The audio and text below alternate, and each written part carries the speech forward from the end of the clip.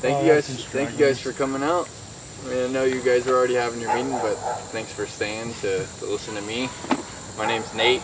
I love disc golf just as much as you guys, and I graduated college and I just I wanted to sign up for some big tournaments, and I signed up for the Beaver State Fling and Masters Cup, and I just kind of wanted to go check out the West, and then I realized that disc golf was much bigger, and it was possible for me to actually go out there and try and make a living doing it. So I'm super thankful for all the different places disc golf takes me.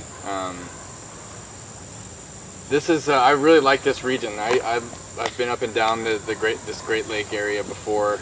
Never really stopped in Erie, but I've had a lot of good times and played some good courses in the Cleveland area. And I just saw Rick do I was hanging with Rick yesterday before his little sake bomb challenge in his hometown.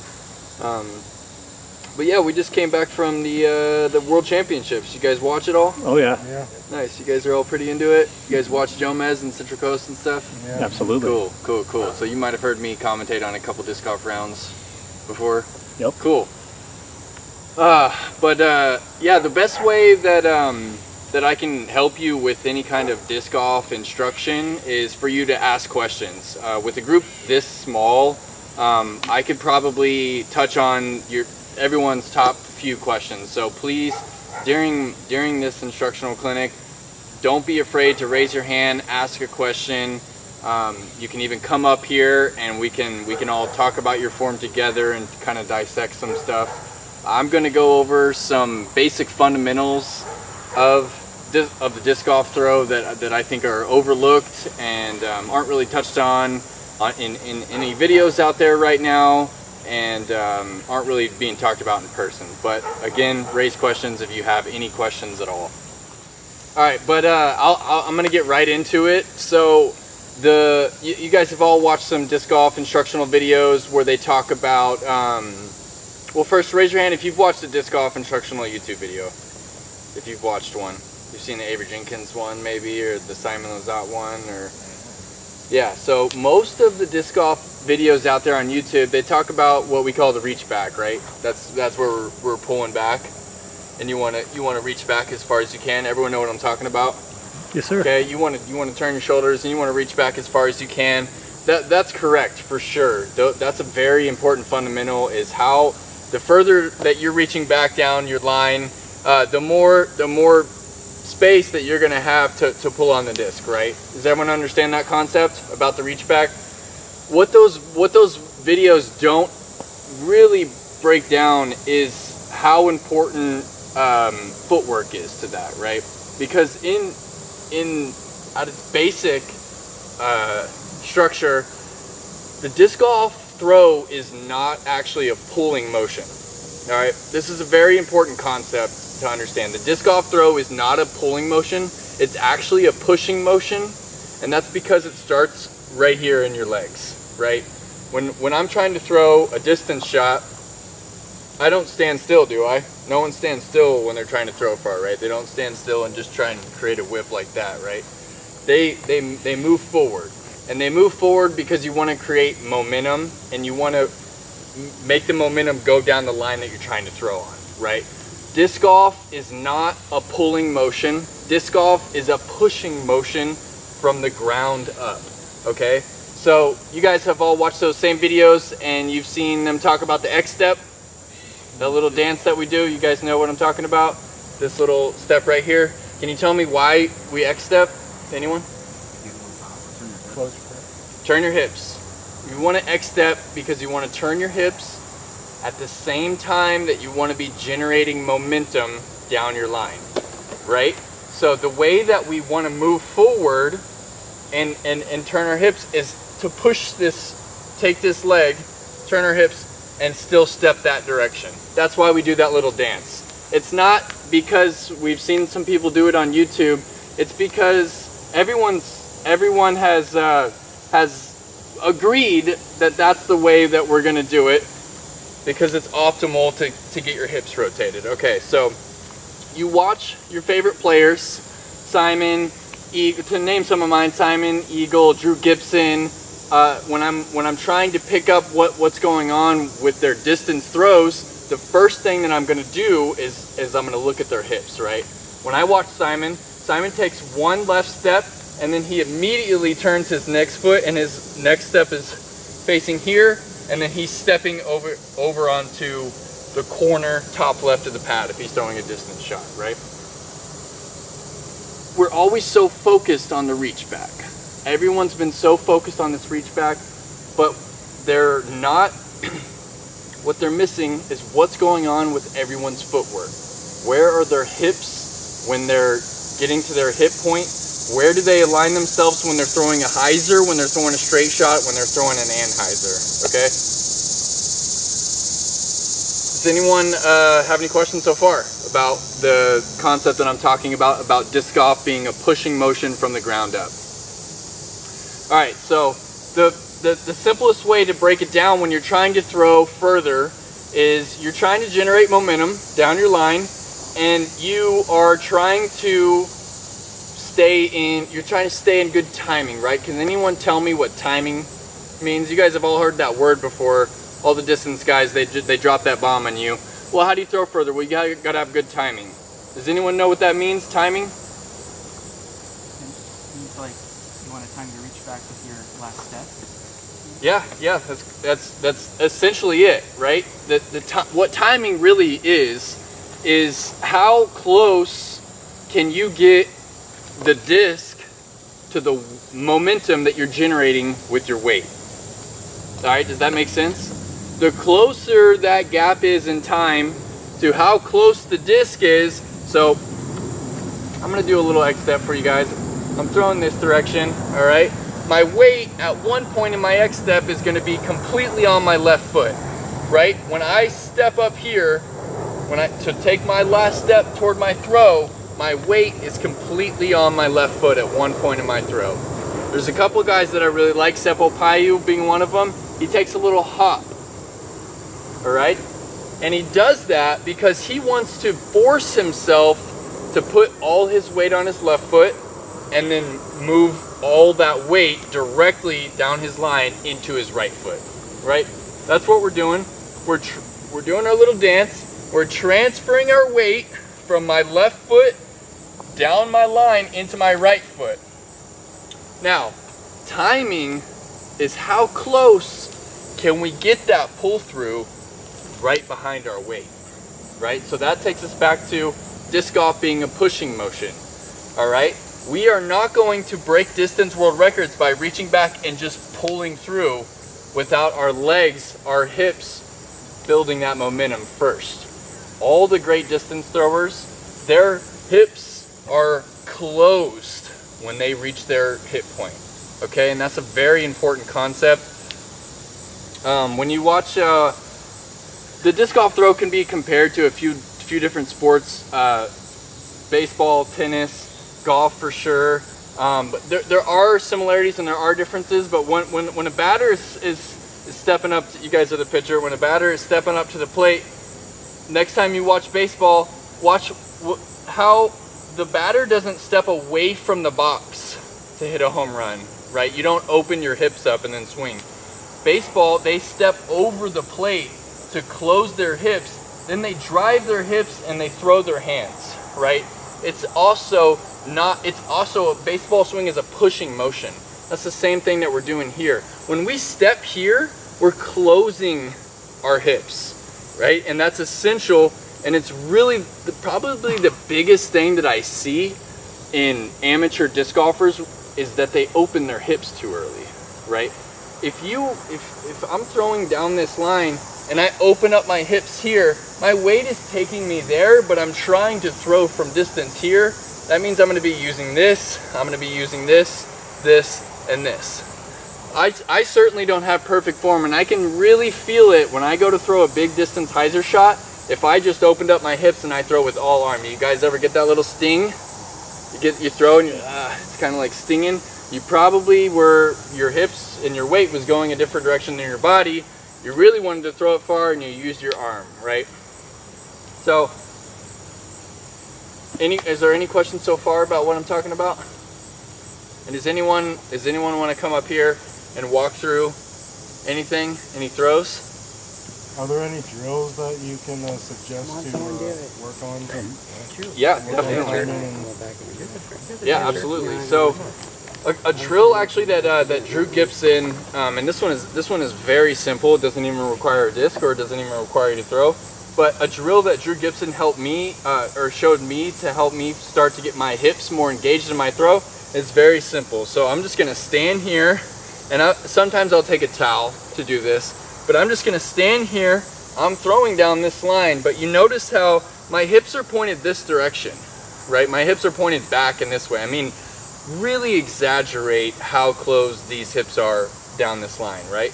It's gonna feel comfortable, and building accuracy with your hips being this turned is a completely different subject. But I'm gonna start here, and I'll take a towel, and all I'm doing is I'm just exaggerating my weight being back here on my left leg, and then I'm just gonna bring that weight all into my right there, okay?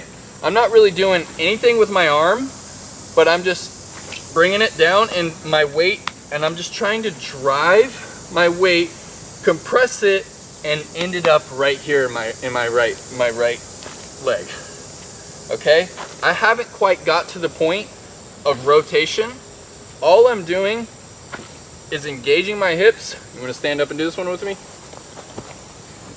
Yeah, please. Yeah, let's do it. Come on. Okay. So you're throwing this way. Okay. All right. Yeah. So we can block each other. Yeah. Right. So now I want you to lean your weight back on your left leg, and then I want you to pull it. Yeah. You see how? What's your name? Andy. Andy.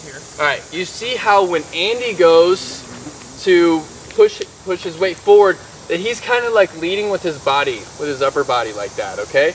I want everything up here in your core. This is engaged. Your core is engaged. If your core is engaged, it's going to be hard to lead with your body, right? That's going to want to stay centered. So Andy, if we keep that core engaged, and we've got the, so excuse me, got ahead of myself. When I'm doing this right here and I go to reach back, I like to think about not just getting my right shoulder, my right hand back. Try and get your left shoulder back. The quicker that you can get your left shoulder, the more you're going to free up space. Engage your core, you get that left shoulder back. That's how you're going to get that smooth reach back. Think about that left shoulder sliding back. So we're here, Andy, our core's engaged, we're going to stay balanced, and we're just going weight right into it. Okay? Now, throw this way for me. Yeah. All right, let me elbow my hand. Yeah. Use your legs though, use your core. Balance. Okay, you see how we're already opening up? Close that, and now still come straight down this line. That's better, yeah, nice. A very simple exercise, and then after I do that a few times, I'm gonna take my towel, and then I'm gonna start to rotate, okay? I'm gonna start to rotate. The rotation happens only after you release the disc, okay? This is a big problem with a lot of AMs, and they're trying to throw farther. When you go, you are not going to spin the disc because of how fast you uncoil your body, right? The spinning of the disc happens, let me grab my disc. And this is also a very important concept that is also not often talked about, but when you, for the backhand distance drive, when you come through your hip point, your hips are locked, you're facing away from your target. When you come through your hip point, your hand needs to be on the outside of your disc, okay? Your disc needs to be in between your body and your hand. And the reason that is because when you get to that hip point and then you rotate and you uncurl, the longer that disc can uncurl while it's still in contact with the surface area of your hand, the more time it's gonna have to generate the spin that you need, okay? And a lot of the times, what goes wrong with the disc golf throw is that everyone is visualizing that they want to spin and make it throw. But you are not going to add rotation to the disc by spinning this up here. The only reason that you need to rotate is so you don't hurt yourself, okay? That's why we rotate. It's because that extra momentum that we generated down that line, it has to go somewhere. And if we don't rotate on the heel, we're gonna hurt ourselves somewhere in the throw, okay? So you need to visualize. This is what I'm doing. I'm visualizing disc off. Now I know that disc off is not a pulling motion. I'm not gonna just try and reach back and pull on the disc. I'm gonna try and think about going from the ground up, okay? When I'm doing my little, whatever your little nervous little twitch is, you know, you're bending your hand, you're doing all your shit, and you are going that way, I'm thinking, I want to move forward fast, whatever pace, whatever you feel comfortable building momentum. But the reason I'm doing that is because when I get that weight here, I also want there to be forward momentum, okay?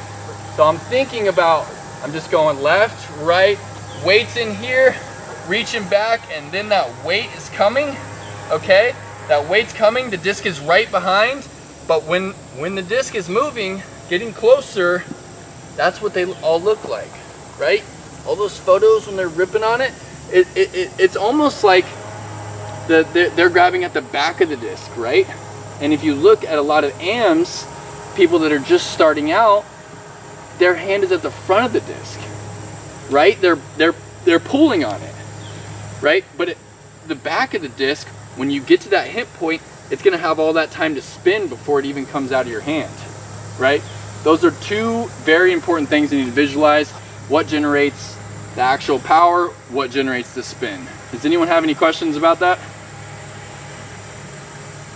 All right, so there's a few different ways you can grip the disc. You guys all know what the power grip is? Power grip is probably the most popular version of the grip. Power grip is just four fingers tucked, 4 fingers tucked. Does anyone not know what the power grip is, or doesn't throw with power grip? Not really. Fan grip?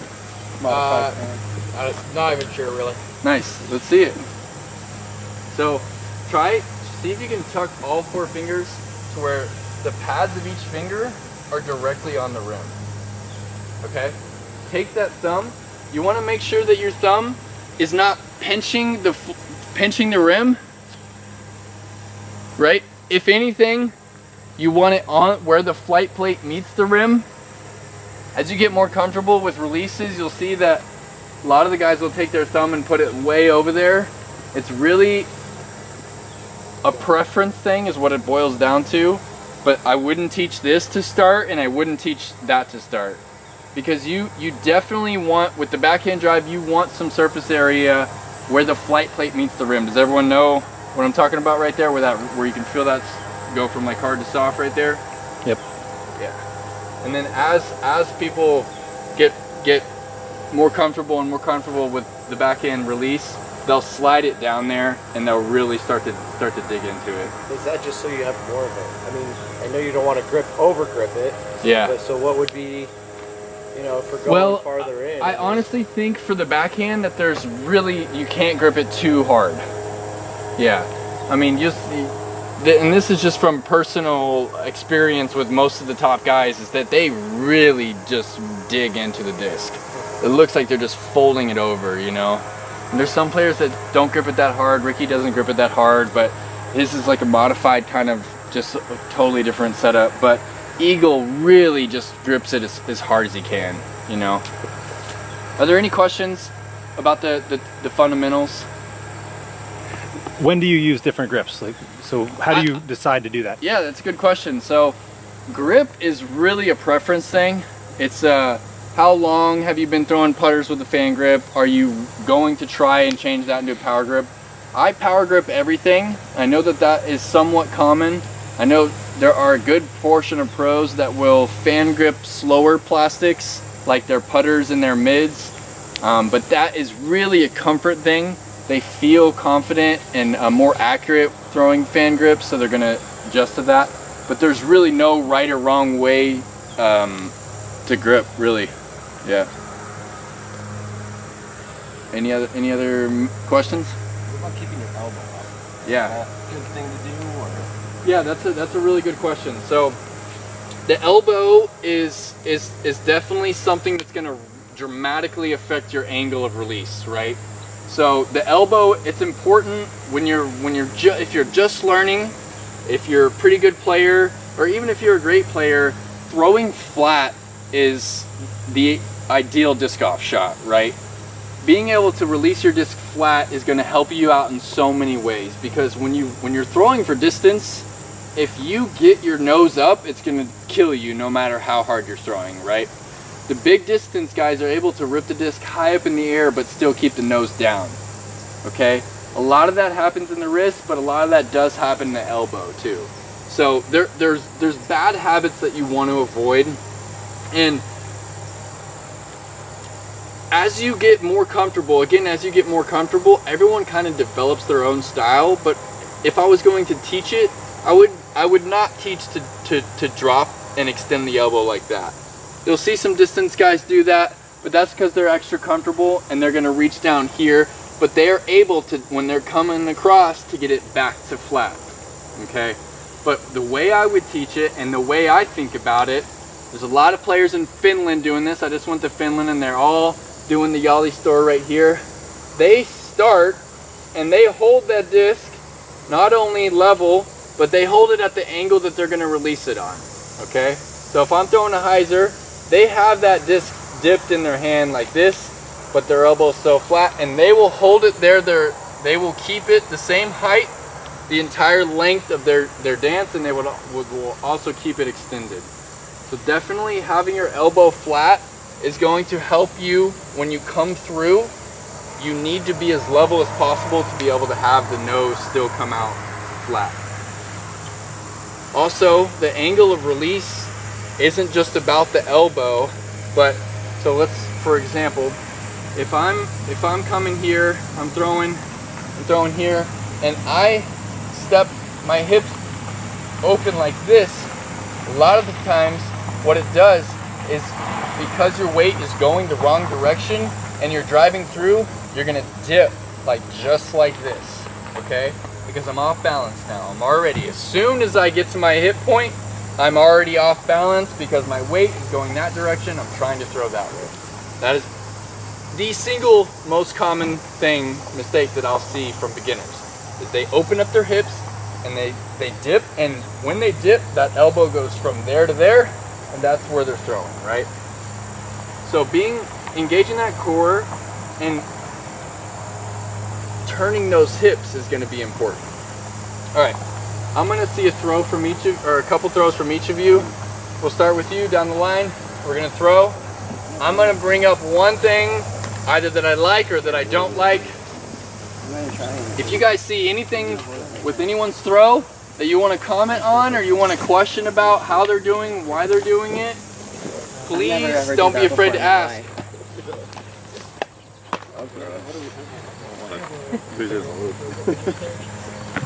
Okay, I'm gonna say one quick thing about, what's your name? Andy. Andy's throw. Andy's throw looked great. One thing that Andy can do better, you guys know why with the backhand drive you want to turn your head away from the target?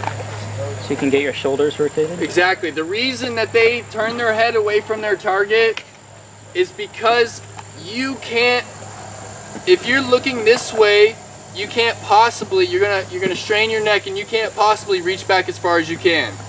So there's a certain point in my throw, if I'm here, it's time to look back so that I can reach back. All right? Kind of look at your target the whole time. If you just allow yourself that trust that you're gonna throw down the line, you'll feel it when it's preventing you from reaching further back, right?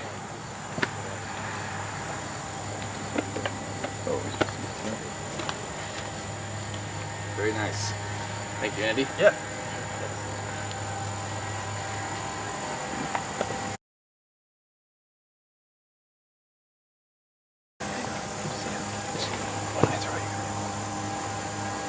You guys watch his footwork at all? Not really. All right, we need to be watching his footwork. What's your name? Brandon. Brandon. Yeah. Brandon, grab another disc for me. Yep. So watch Brandon's footwork. Last time, everything was good. He turned his hips, but when he went to step, he kind of stepped straight toward his target and even opened up a little bit, right? He was also overextended. Another very common problem I see. When you watch the greats, when you watch Paul Macbeth, he stays very compact for most of his throw, and he never really overextends himself, right? He'll take a decent sized step, but he's compact. When he's doing that, he's engaging that core, he's here, and he's never off balance, right? He has those shoulders dipped just a little bit over his hips. He's never off balance. I want you to stay balanced, Brandon. Yep. I want you to stay balanced a little more. Keep your core engaged. When you step, I want you to step slower. I want you to really exaggerate closing your hips this way. Okay? Yep.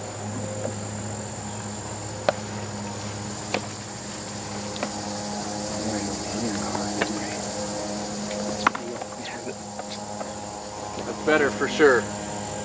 So the thing that I saw with that throw, Brandon, is that you were overextended. If you extend yourself here, what that does, if I step here and I haven't come through yet, I'm going to be off. If I can step here and my weight can still be back here on my left leg. If I step here, it can't be back here anymore because I've swayed my balance already forward, okay? Yep. You can take that step and still be able to drive. If you step and overextend yourself, you'll feel the difference. Everybody step with me right now. Step where you can still put the weight on your left leg. My toes touching, 90% of my weight is on my left leg right now.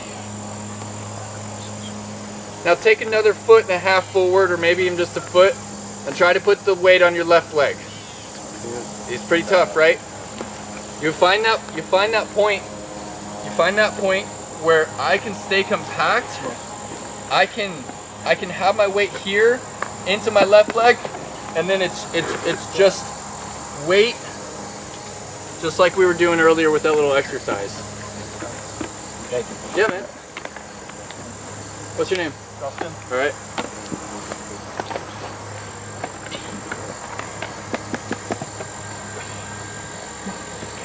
All right. So, Justin, also a little bit of overextension. You guys notice when he reached back up here. This is going to create some problems with being able to release properly on the line. If you created a robot to throw the disc, they would probably never leave.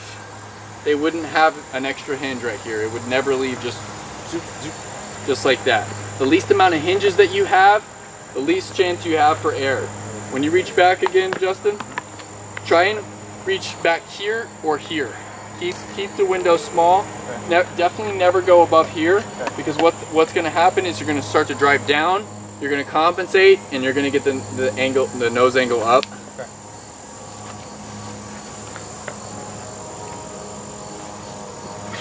Much better. Nice flat release. You see the difference in that? Very flat release. Nice shot.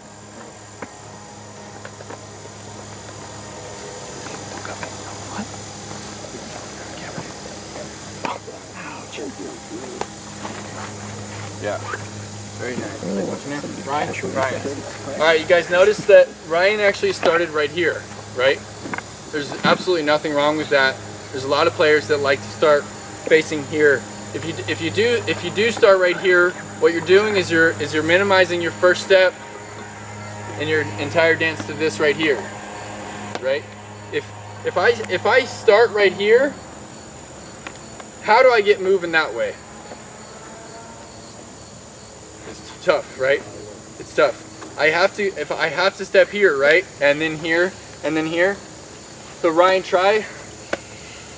if you're gonna try, for this purpose, we're just talking about throwing further, okay? Everyone wants to throw further. I want to throw further. We're all trying it all the time. So for this first purpose, Ryan, what we're gonna do is we're gonna start here. And the reason that we're starting here is because we want to start moving this way, and then we get to here. So just try it in the future. You don't have to try it now. But if we start here, then we have to go right into our X step, and we're just using that little slow walk. So we'll start here, and then we can turn. Try that next time. You want to try it now? Yeah, Let's do it.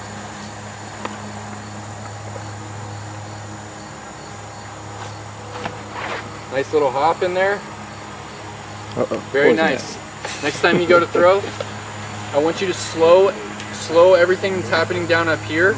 And when you get to that point, I want you to take this shoulder and try and push it back that way. So that whenever, if you can freeze frame yourself, that you can maybe at one point be forward flat with your back. Yeah, you're probably the one that has that problem. What up, Tim? What up, Tim? For the cannon? I don't know. You guys can You can reach this. Yeah, I can reach this. Nice angle, good release. So, Tim,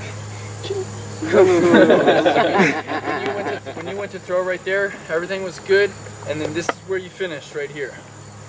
This is where you finished. I want you to finish like this. I want you to finish.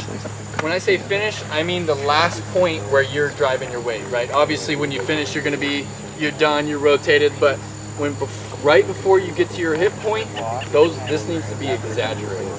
Like this needs to be way exaggerated. It's the single most important thing you can do, guys, to help your distance is close those hips. Those hips need to be closed, they need to be locked. If you open up these hips, if this toe is pointing toward your target, your hip's open. If you're stepping straight down your line, your hips aren't closed. You need to close those hips in order to use your body weight efficiently. And you can slow it down too.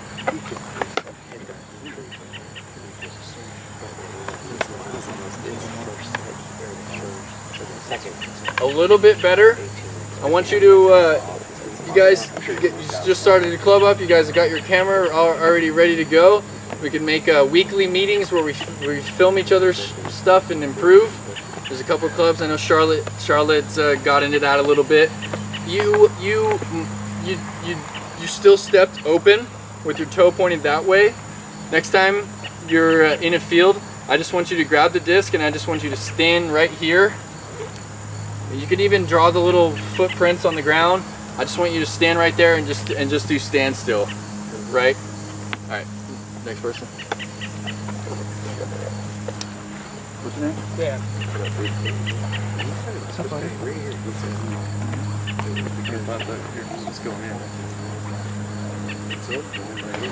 Yeah, very nice. Very nice. Good, Dan.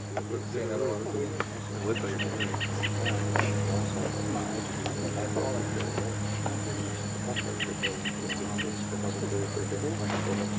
Yeah, that's cool. Very nice. What I like about Dan is how what I was talking about earlier, stayed compact. He looks very balanced when he's going to throw. Dan, I would say that you could wait just a little bit longer, and you could keep that weight on your back leg just a little tiny bit longer. Your weight was just a little bit in front, and that's why you're not getting as much snap as you might think you should be getting. Is you're just leading a little bit. You're already here and then coming, but try and get it closer. You know, try and get that right closer. So keep that weight on that back leg a little bit longer. What are you throwing? Were those buzzes or what? Yeah.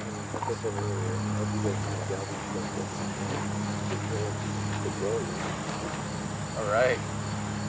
Very nice. He's a physics teacher.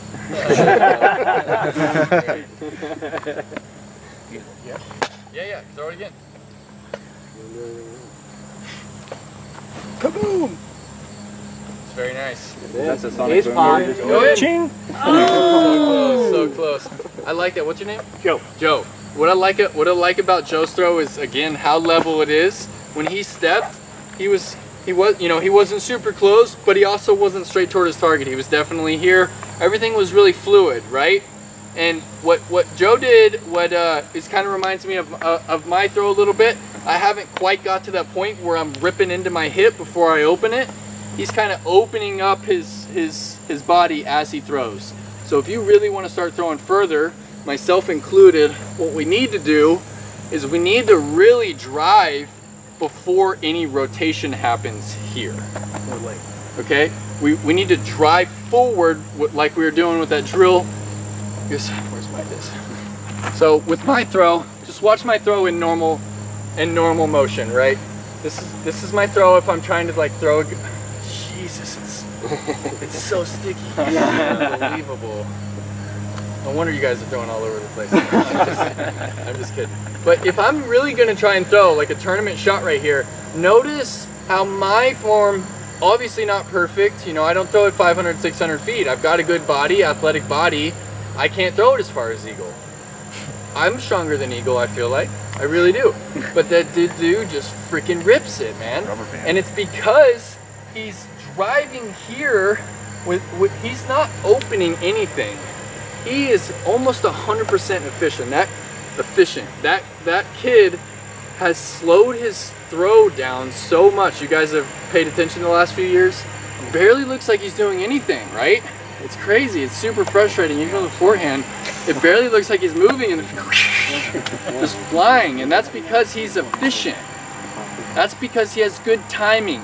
What is timing? You guys all know what it is now. Everything. Yeah. Can anyone tell me what timing is? Getting all your weight at that point forward as you're about to release the disc. Yeah. So you're maximizing your... How close can you get the disc to your weight?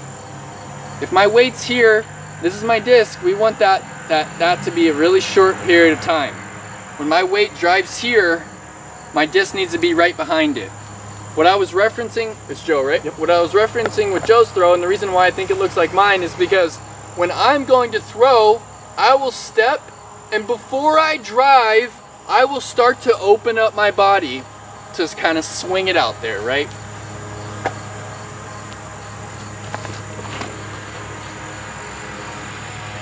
Did you guys pay attention? Did you see? We're still watching. Did you see how when I stepped, I kind of swung like that, right? It didn't look too, it looked somewhat familiar to Joe's. Can you guys see that? Yeah. That is not what you want to teach, okay? You want to teach the Kevin Jones. You want to teach, boom, right there. When you watch him do his warm up, he's right here. He's looking at his feet. He doesn't care about any of this up here, okay? You watch Chris Dickerson. You guys know who that is? Mm-hmm. He doesn't care about anything that's happening right here. He points his disc and then he just steps, and everything up here does the same thing it does every single time, right? But if he wants to throw a hyzer, he's gonna step more over here and close his hips. If he wants to throw straight, he's holding it out here. He's gonna still hips closed, but a little bit closer to the target. If he wants to throw Annie, what he's gonna do, he's gonna come down a different line. He's gonna come here. He's still closed, but he's coming down the right side of the pad now. Everything up here is still the same, right? It's all about the footwork. If you watch all the best players right now, they're not really concerned about what's going on up here. They're real concerned about their footwork. If they get that right, everything else is just gonna follow. All right, we got more.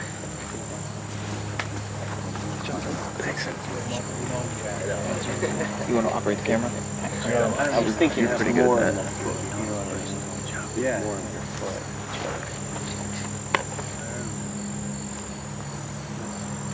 Good. Do it again.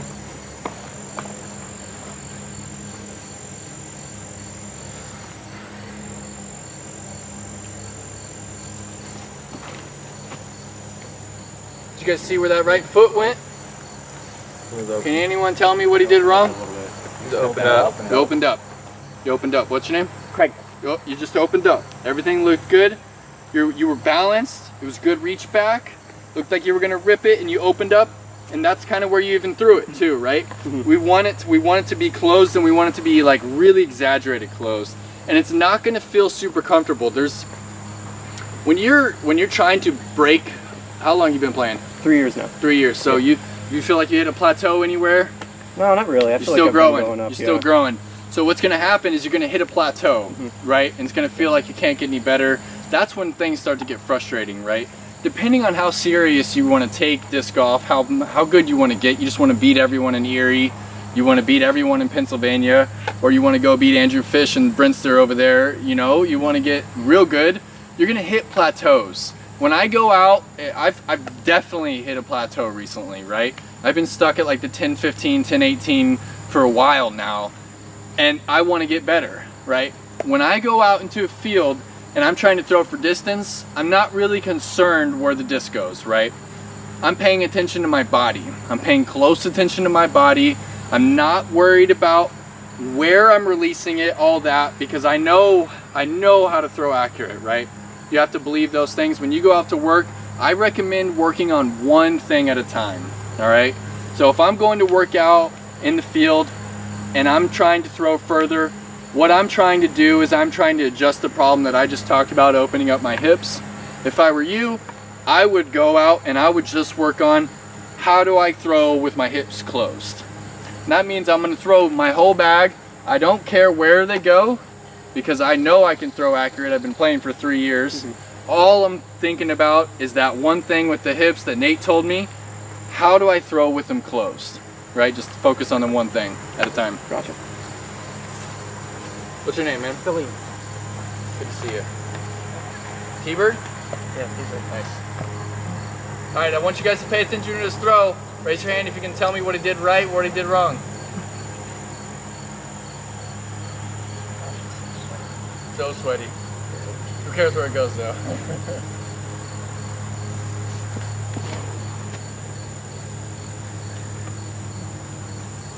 Very nice. Very nice. The one thing that I'll say, balance, good. Weight was good, and it was actually pretty close. Maybe a little overextended, but at the same time, when he extended, the weight was still back here and was pretty close to the hip point.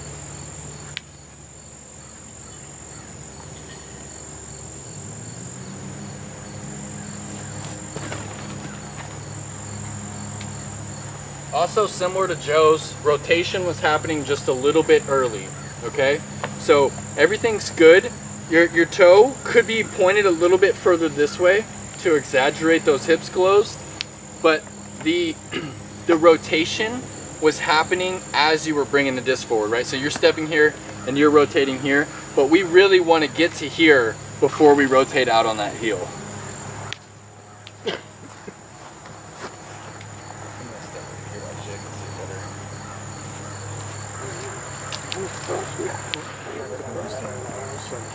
Yeah. All right. Yeah. Great looking throw. Yeah. Guys, hold on, pause real quick. I want you to notice how evident is it to you, maybe it's not, maybe it's just to me, but how clear is it to you that there's a transfer of weight happening with his body? What's your name? Colby. Colby. With Colby's body, when he throws, look how, to me, it's just super evident that there is a transfer of weight happening, right? Everything is even exaggerating. His whole upper body, everything, it's exaggerating that he's here, and then he's driving the weight forward. So one more time, Colby, rip another one. Oh yeah. It's very obvious, is it? Yes. That he's really, that the reason that he's getting that snap and throwing it far is because there's a transfer of weight happening. Nice. That's the lady. No, I'm gonna knock out somebody's windshield. I try, I promise. Not mine, my car's new.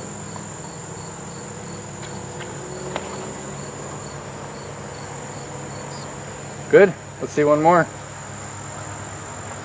Try and think about that left shoulder getting further back when you're reaching back. Yeah, that left shoulder back. Yep.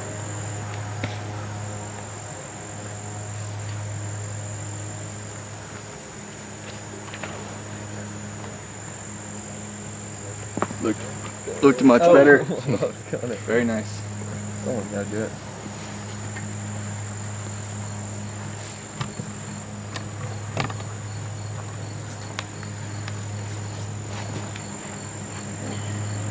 Okay, what's your name? Chris. All right, so Chris did a lot of the things that I had talked about that I see that it's very common. He started moving forward, and his hips were never turned back. So Chris, the next time, our first step. So I'm throwing here. You can step here a few times if you want, just to get your body moving forward. But we need to have a step that exaggerates our hips turning away from our target. Okay. we can't just move down the line and then step here and throw. We need to really, really turn away from the target.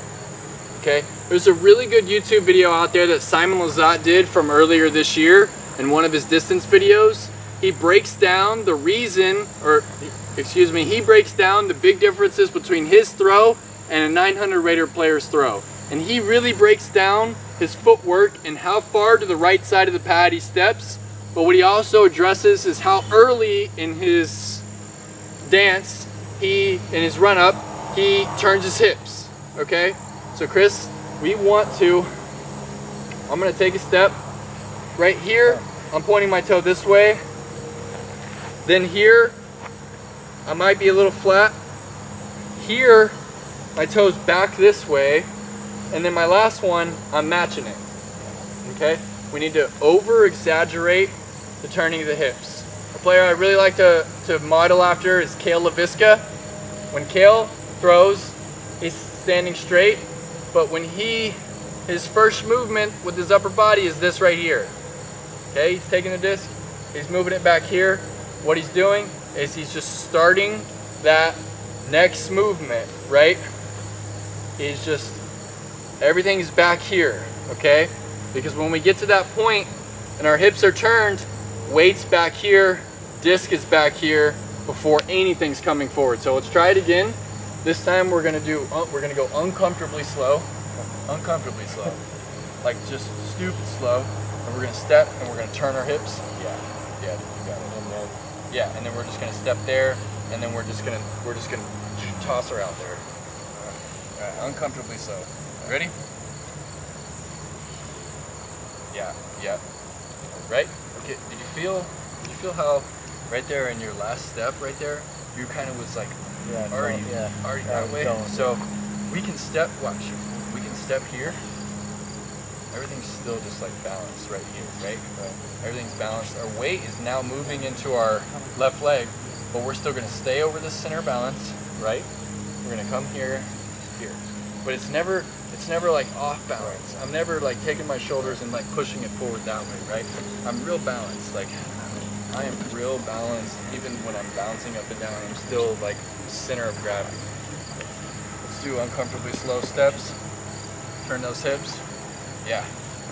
Now, that last step right here, that last step, you just came forward. Came out. I want you to come like, whoa. It's almost like I'm teaching my kid baseball. Oh yeah, I want you to come like uncomfortably closed, right? Because that uncomfortable closure is what is going to allow you to transfer the weight without rotating.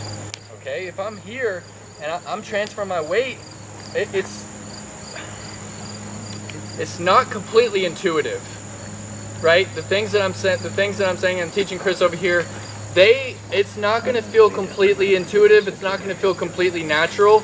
But if you don't close your hips, when you go to drive your weight, if my hips are open or even straight, right? My hips are pretty straight right now. I might be even a little over my target. This is a straight to closed. But when I go to transfer my weight, it doesn't have anywhere to stop. There's no hit point where you rotate out of.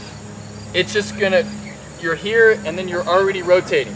But if you close, then when you drive and there was no rotation, the weight stops here.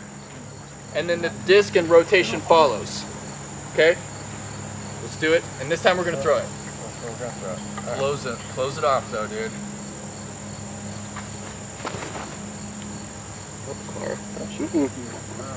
You're over. Safe. Nice. You're lucky. Oh, man. Got that last week. Were they closed that time? Yeah. Nice. Yeah. Thank you. Yeah. No, man. Yeah. I don't want to do it. Yeah, you do. You're gonna hit a car? I'm gonna hit somebody's car. I've never thrown like this. My first question. Don't worry, my car's over when there. I You're hold good. it like this, is it supposed to be in this part of my hand? No, Or in this? no. So Or in this? yeah, happy medium. So if it's in this part of your hand, it's gonna come out this much angle each time, right? It needs to see this in my hand right here. That's from going right there. So this is a small difference, but a large difference in angle, right? So if I take the disc, I'm gonna put it right in my hand like that, and then I'm gonna clasp around it right like that.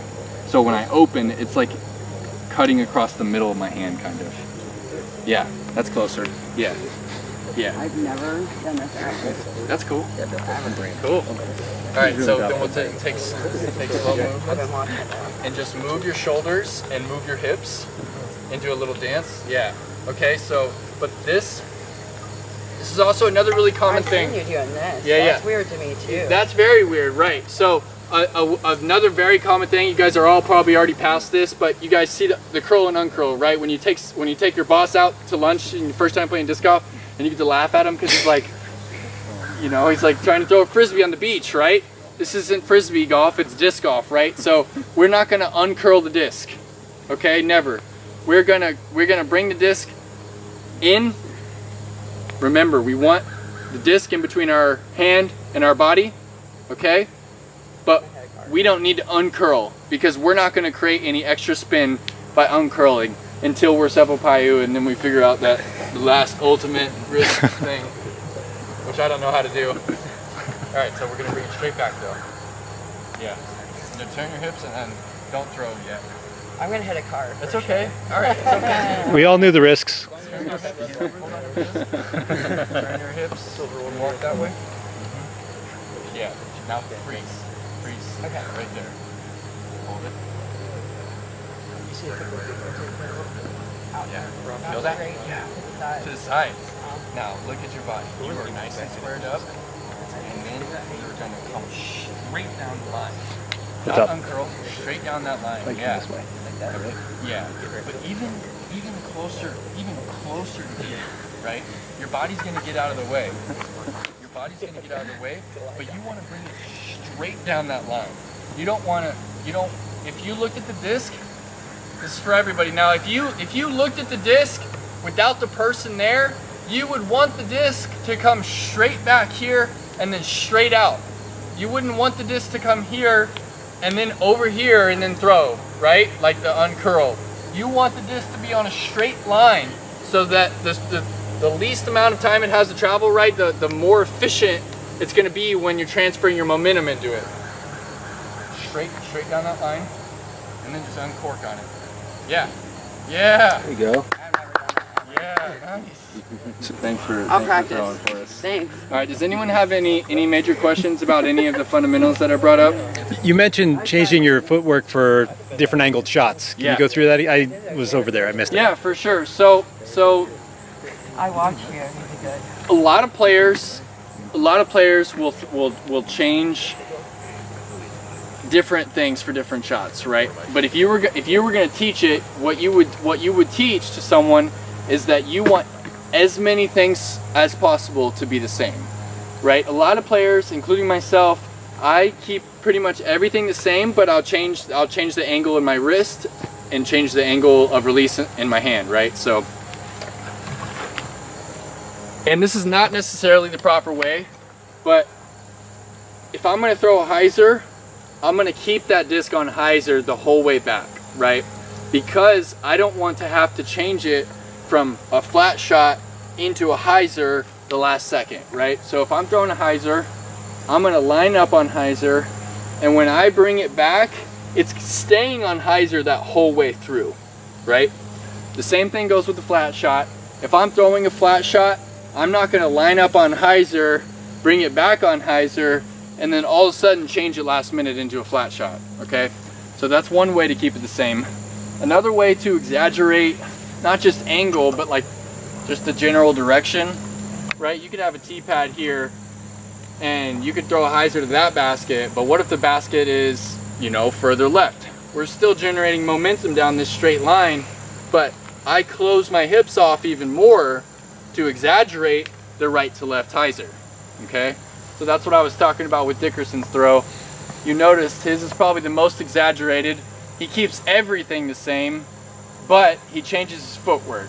So if he's throwing a hyzer, he's gonna close his hips more, right? If I'm trying to throw an anhyzer, I need to open up my hips because I need to come down, now I need to come down this line, okay? I'm trying to throw the Annie. So if I need to open up my hips, but I still want to throw far, those things don't really go together, right?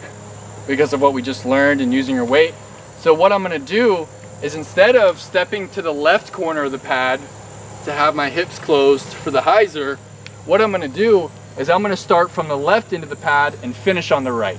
So that way, that when I'm here, I can still, my hips are still closed relative to my throw, but open to the pad, so that I can come through and rip the anhyzer. Does that make sense?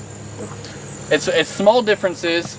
It's not really things you think about until you get to a more competitive level, but where you start and where you finish on the T-pad are very important things.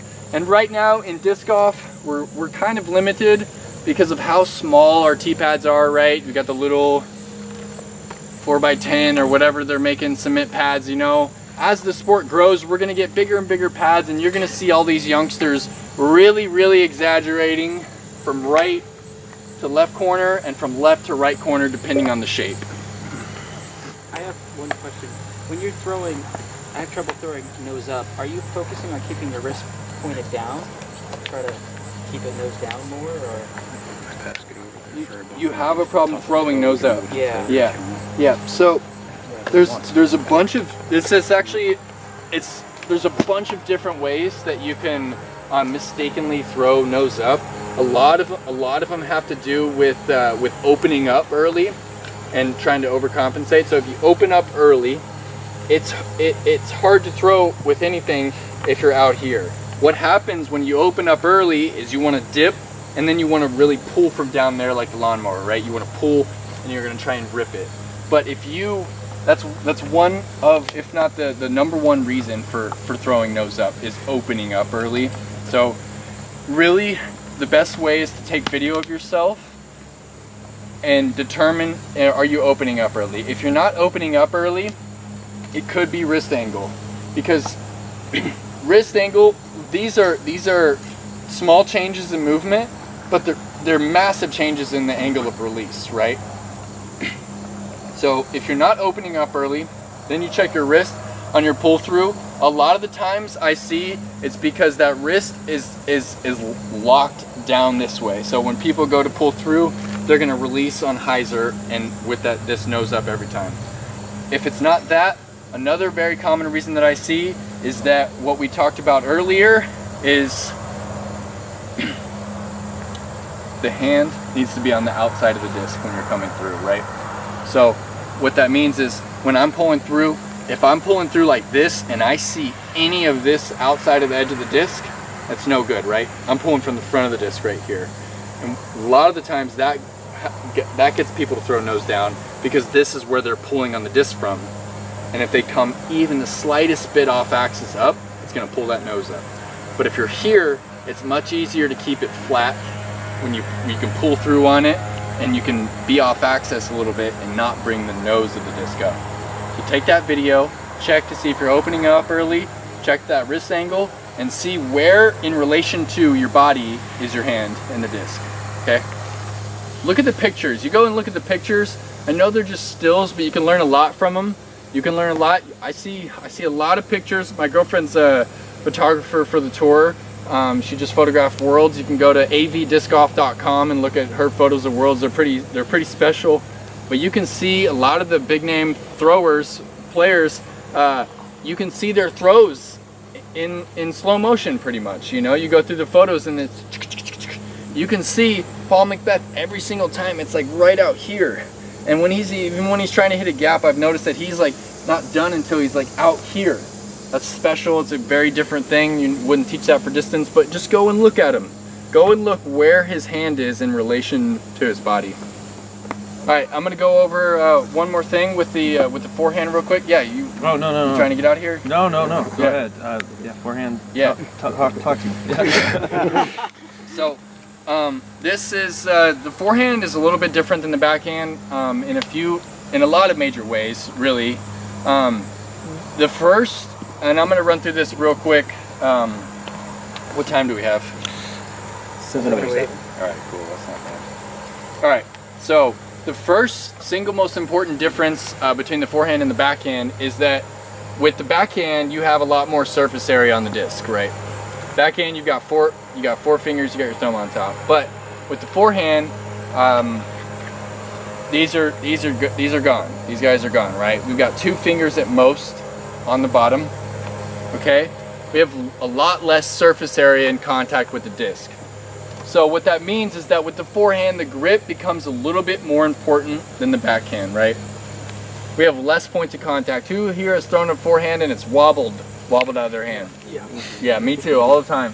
And there's a couple major reasons for why you get the wobble. One, and probably the most common one, is your grip. Okay, so I'm holding the forehand here, and what I see a lot is that people will clamp onto the disc, right? If I'm going to throw a forehand here, is my thumb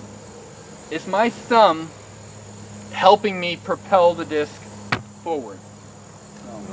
Probably not, right? My thumb is just there to guide, right? My thumb is there to keep the disc in line so that I can hold it flat and bring it down my line flat. What I see is that there's too much pressure in the thumb, and so what happens, if my fingers down here at the bottom aren't the last point of contact with the disc, what happens is the thumb, with too much pressure, it'll kick that nose up or that tail back and down, and it'll send it into a wobble. So if you're having a bunch of wobble issues, just try and take a little less pressure off that thumb. Use it as more of a guide. Don't think about clamping onto the disc. Instead, with the forehand, I want you to think about loading the disc into your hand. So if you go and you watch Ricky Wysocki, a great forehand player, he does this every single time. Go and watch on Jomez and confirm with me. He takes that disc and he puts it in his hand and he pushes it back in his hand. Okay? What he's doing is he's actually moving these fingers. He's moving his wrist. He is loading the disc back in his hand. He's about to throw. He shoves it back in his hand. Okay? What I'm doing is I'm loading it back here because, similar to the backhand, with the hand being on the outside of the disc, when you throw a forehand, I want my hand to be leading the disc. If my hand is not leading the disc, I'm not going to be able to create the whip. The whip is what we're doing with the forehand, right?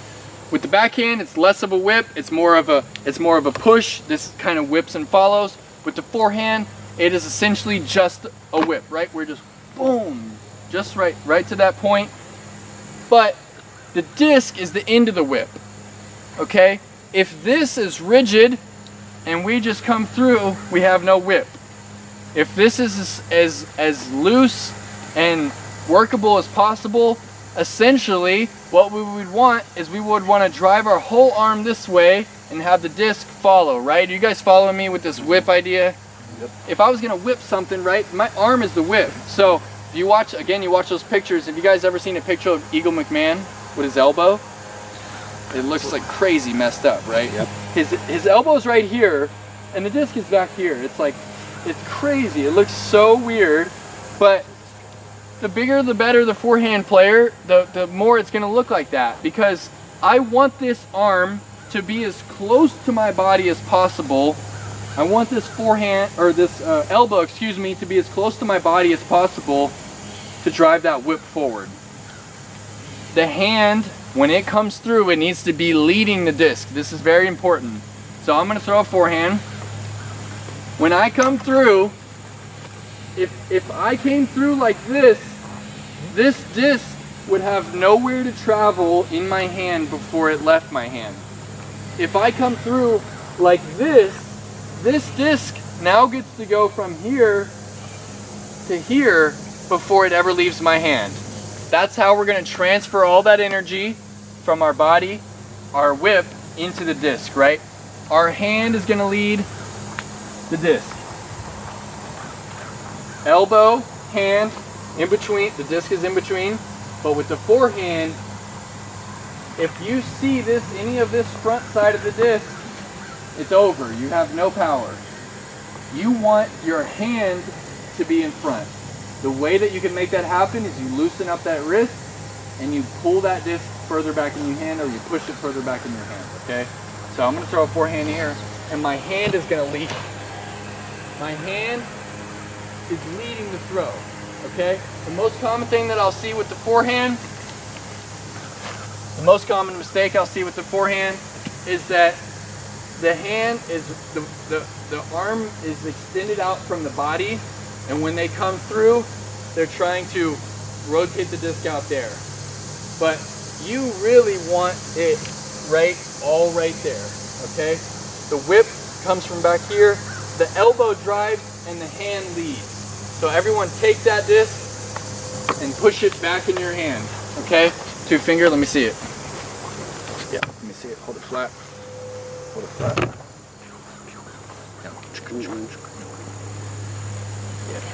Yeah. So I'll do this. Greg Barsby does this.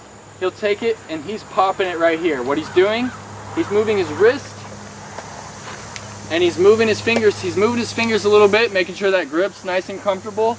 But he's moving that wrist back and forth, right? Because that's all, this is the end of our whip. That's all it's doing right there, okay?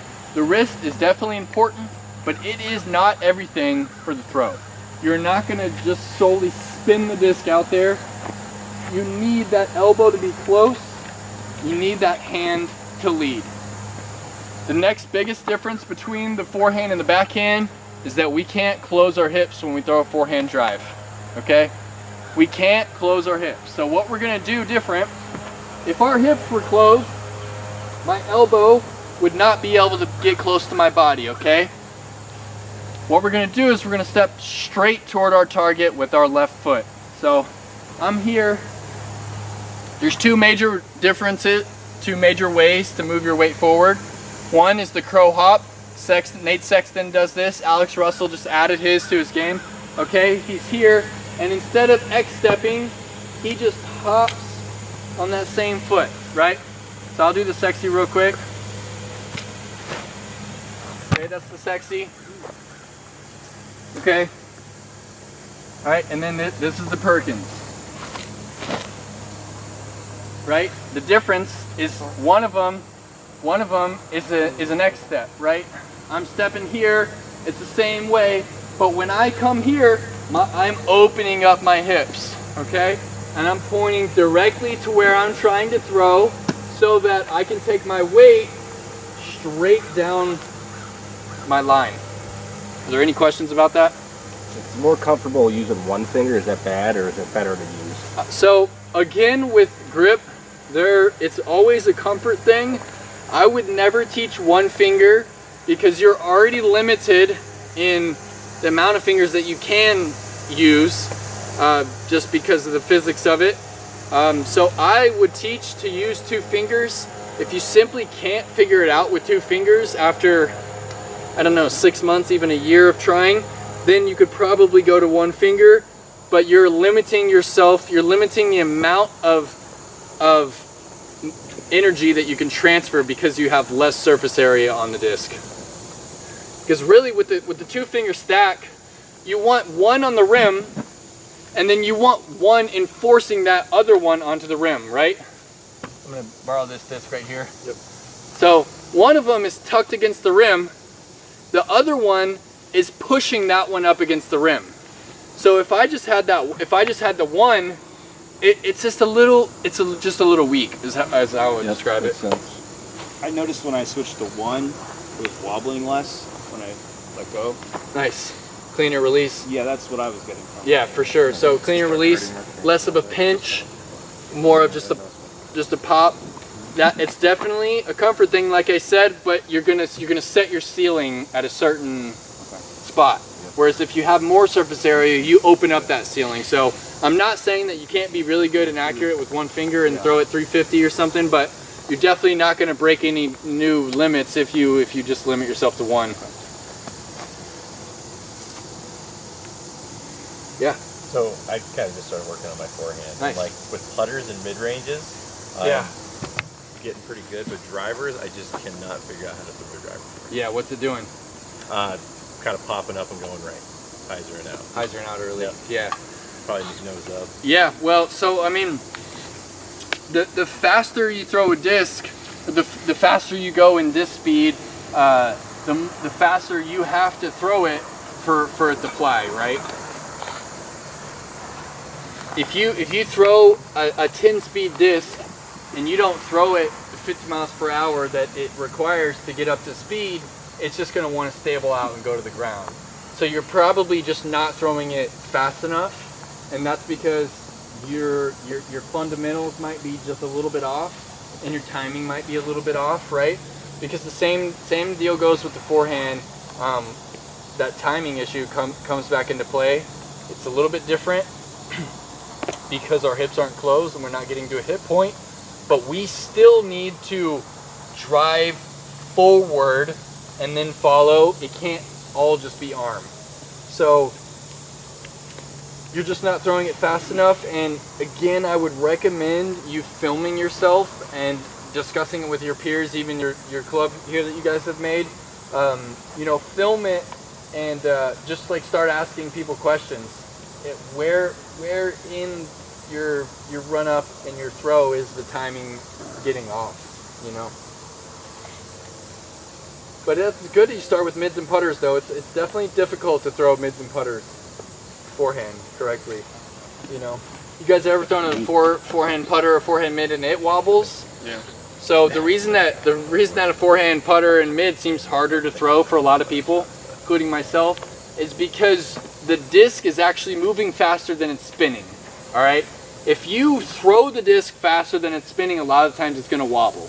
So when I'm throwing a mid or a putter, I'm coming slower with my arm, and I have a little bit more wrist action involved in driving it forward up here.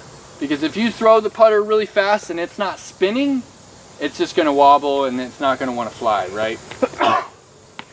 Makes all kinds of sense. You guys have any more questions? What's a good drill for somebody starting out with forehand that nothing is natural? Yeah, so good drill is I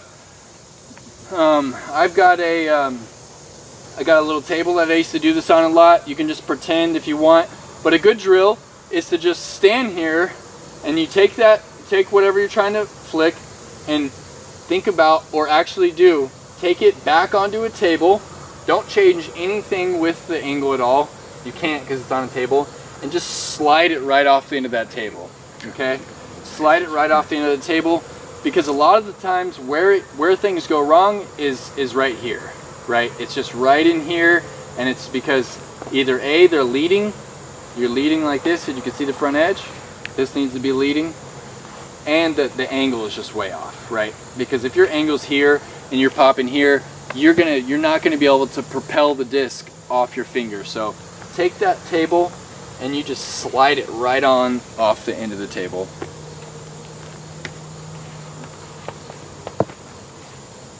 Make sure it's spinning. You gotta spin it, yeah. And the way that you're gonna get spin is your hand leading, right? Your hand has to lead. The disc needs to be able to move in your hand. So when we're transferring all that momentum into the disc, if the disc is here, it only moves from there to there, and you have that short span of time to get everything right and transfer it.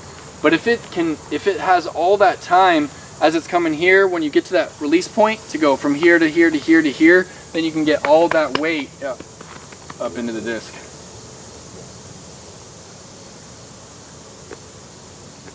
Hope you guys learned something today.